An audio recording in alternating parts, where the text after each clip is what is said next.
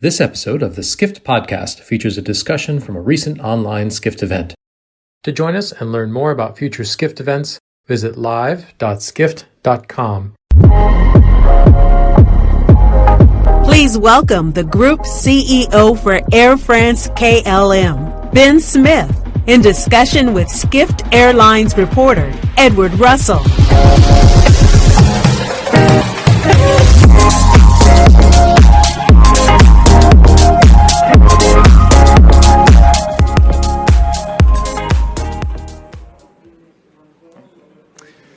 Hey, Ben. Thank you for joining us at the Skift Global Forum today. How are you? I'm doing great, thanks. You? Doing well, thank you. We're sorry that you couldn't make it to New York for this. It does seem like in a few weeks you could have made it with the news that the U.S. is easing travel restrictions. Yeah, you're just a little bit off the timetable. And I see the empty chair there. It's too bad. But anyway, at least we've got some modern technology that is not as good, which is great because that means some of our clients hopefully will feel the same way. For sure. Now, when you heard the news on Monday, did you celebrate? Did you pop some bubbly or something? Oh, it was a big surprise. So I think it was a little bit of a pleasant shock to receive that news. We were expecting, or we were hoping that this type of announcement would have come out earlier in the summer. We had strong indications that perhaps in early July, or when the German Chancellor went to visit the United States, that those could have been opportune times for this type of announcement. And then when it kept going and going and going without any announcement, we were getting a little worried this was going to go into next year, and perhaps the midterm elections would have had an impact. So at the end of the day, it was a great surprise, and we're all extremely happy. Oh, I bet you are. Air France-KLM, you make, is it 40% of your long-haul revenue comes from U.S. routes? It's a big part of your business. Yeah, it's our largest market. We had up to 64 flights a day in 2019, and that dropped as low as we had at a very low point. We probably had about 4 flights, maybe 6 flights a day. All of them carrying cargo. Then it's gradually ramped up, but we're still far away from our peak, and we're hoping to get back to 2019 level as quickly as possible. Well, that's the good news. I mean, some airlines have already started reporting an uptick in bookings for this fall and the winter holidays since the news. Are you seeing anything similar there at Air France? Yeah, I think like all carriers, when borders open and the restrictions for entry or for departing the country do ease, you do see an uptick very quickly. We saw that in Europe this summer. When borders restrictions were lifted, we saw a huge surge in bookings. And it's a bit early for the US, but already we're seeing obviously demand levels go up, particularly for Christmas holiday period. But I would wait a couple of days for me to definitively be able to tell you like what percentage of increase that we've seen. But for sure, I mean, there's people who've been waiting 18 months to either see their clients or their colleagues or see family members, that type of thing. So yeah, we definitely expect that. And I mean, I guess I could ask you the question. Do you have European friends that will come see you, or colleagues that will come see you now that this has been lifted? I guess I would guess that your answer would be yes, but you tell me otherwise. No, for sure. I definitely have a number of friends that have been putting off trips to come visit. It was quite a shame this summer. I was able to make it to Europe myself, but no one could come this way to meet me back. So I think it's welcome news to a lot of people. One of the interesting things as we look next year is, a lot of people are thinking there's going to be a surge in this pent-up demand that we've all heard of on the transatlantic. Cowen, their airline analyst, Helene Becker, called it a jailbreak next summer. Do you think we're going to see something along those lines next summer, just a surge of travel across the Atlantic? I believe so. As an example, this past summer, so a few months ago, our offering, the number of flights and capacity that we had between France and Greece was actually higher than what we had in August of 2019. Destinations that were open, there is this huge pent-up demand for leisure travel, and destinations where there was big business demand we did see a big surge. Now, is that temporary because there was pent-up demand for 18 months? Will that be sustainable over the short, medium term? To be seen, but definitely in the beginning, this is excellent, very good news for us and a very positive signal. For sure. Now with the U.S. opening, where else are you looking to ease travel restrictions? What's the next market that for the group is important that reopens? Well, Europe is I would say, is in reasonably good in a good position for us. There are a few markets that still a little bit cumbersome, and there's some specific rules in place which don't make it so easy for customers. For us, Africa has been relatively resilient, even though there are heavy restrictions in place. Our clients seem to put up with those restrictions and find ways to make the trips work. One of the big, I'd say, worries of customers is if rules change while they're at the destination, and it would cause them problems in getting back home. So with the U.S. now open, that's great. We had Canada that opened a few weeks before. That was a big improvement for us and something that I think gave us a good indication of how a long-haul market that's been closed for so long, how customers would react, and we're hoping we get the same thing in the U.S. because Canada was very positive. But South America is a challenge. We have a lot of restrictions in place in South America, and Asia, of course, is the most difficult. So with Europe, good shape, Africa, resilient, now North America is fully open, are two big markets that we're hoping to see some improvement in the future would be South America and Asia. I think Asia, our expectations are quite conservative, but we'll see how things go over the next few months. For sure. I mean, that's generally what I'm hearing is Asia is going to be behind most other markets in reopening.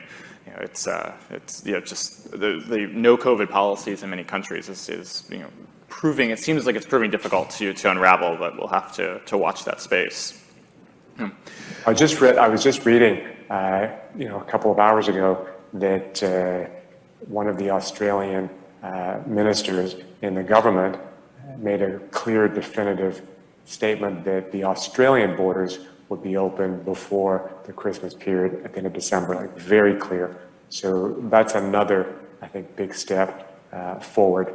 I mean, that mark was probably the most restrictive of all the Western countries over the past year and a half, so that's a great sign. Definitely, for sure. So looking at the fall, staying with an outlook, the U.S. carriers here were looking forward to a strong fall with business travel returning. Then the Delta variant took an impact, took a bite out of that and really has slowed things down. But I'm starting to hear a different story in Europe. What is your outlook for the fall? Are things looking better there? Have you seen a Delta variant slow down there? Well, one thing that we've seen since the beginning of this pandemic are booking patterns, booking trends. A lot of our customers are booking much closer in.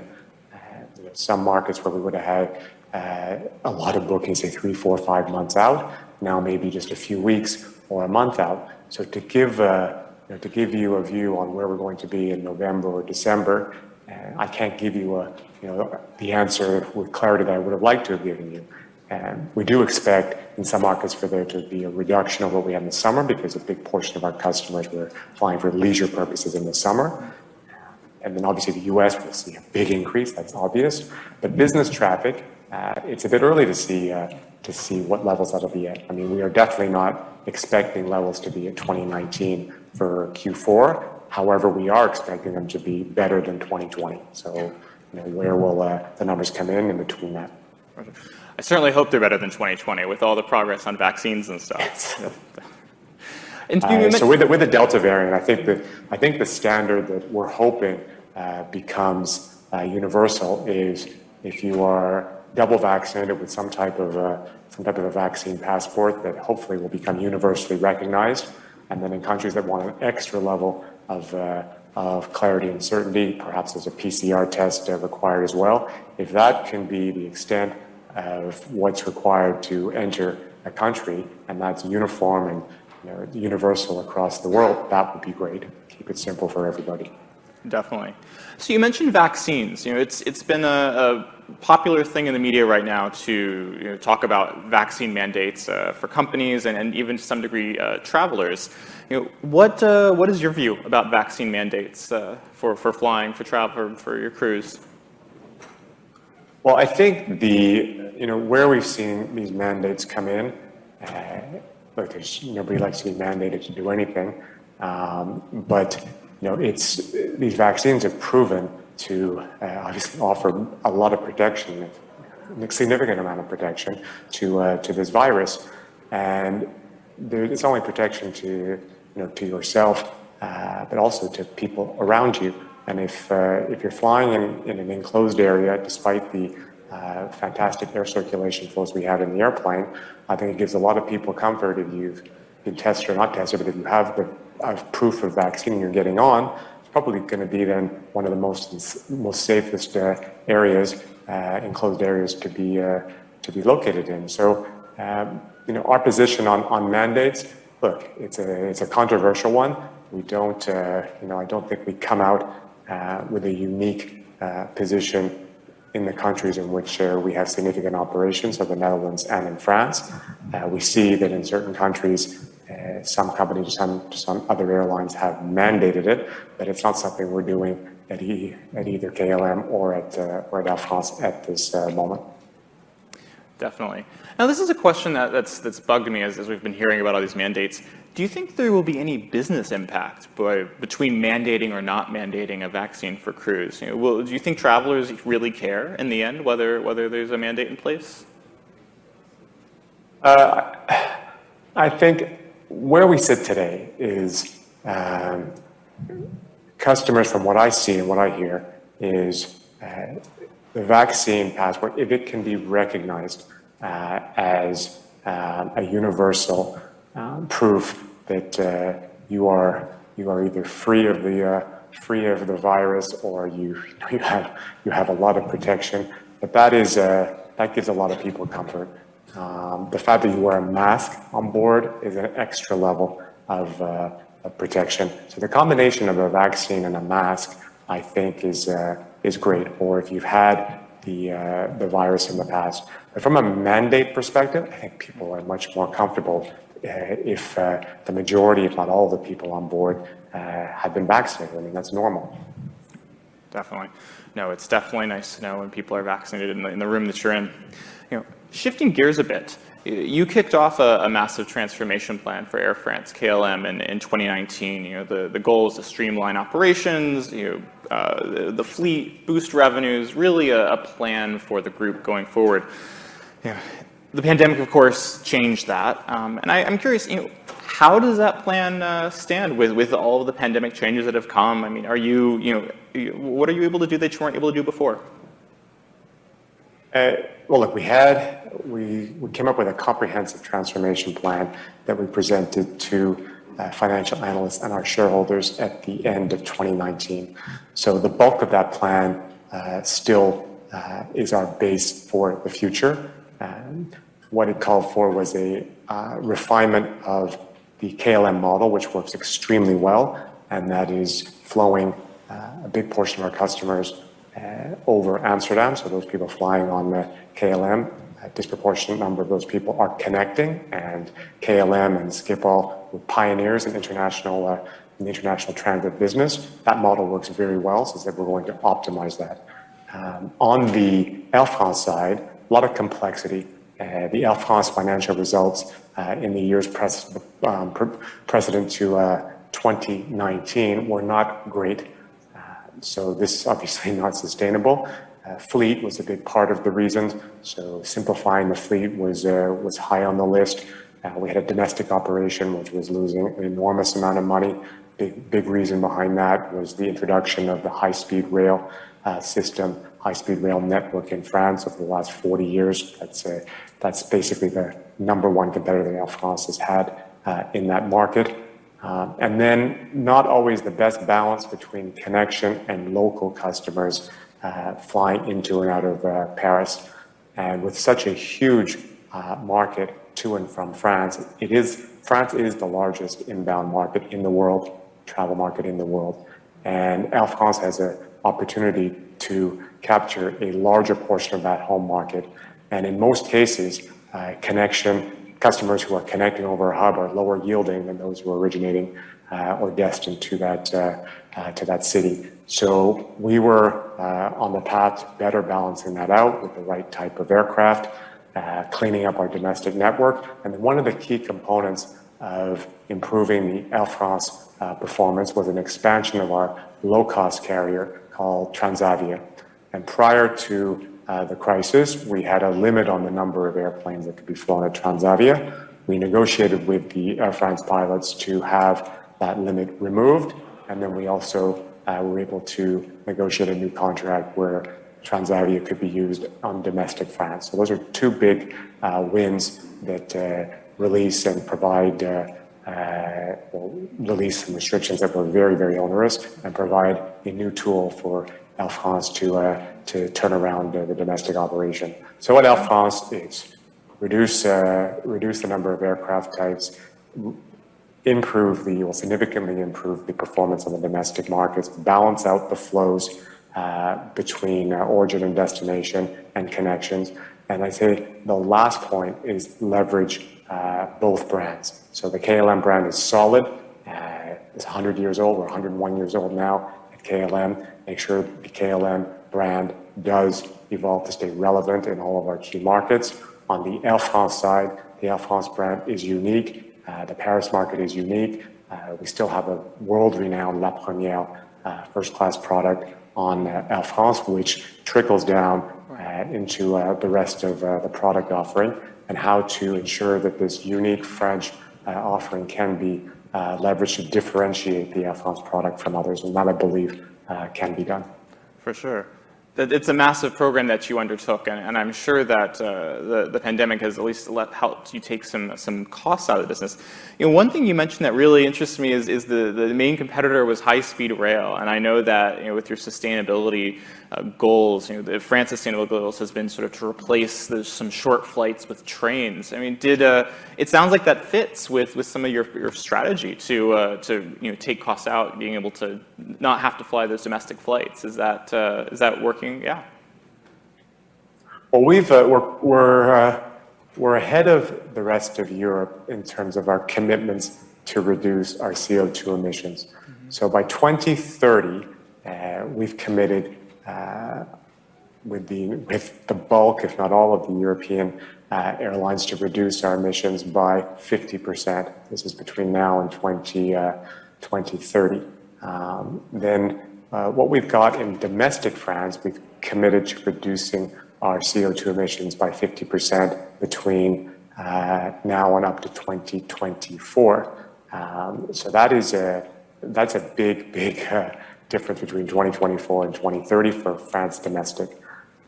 We've also committed to canceling or removing all of our flights in domestic France where there's a high-speed train option of 2 hours and 30 minutes. So we've done that already. Some examples of the markets would be Bordeaux to Paris, or Nantes to Paris, or Lyon to Paris. These are three examples. We are going to continue to keep those cities linked to Roissy Airport for long-haul connections, but to Orly Airport, which is the main domestic airport in Paris, we've canceled all those flights, and the only way now to get to those cities is either via train or driving, and that seems to be accepted by the marketplace. It's a big change for us, but we have made some strong commitments, and of course we're going to live up to them. No, that's fantastic. We're running low on time, but I did want to ask you a bit about the group's sustainability plans. You mentioned 2030 is a big target for you.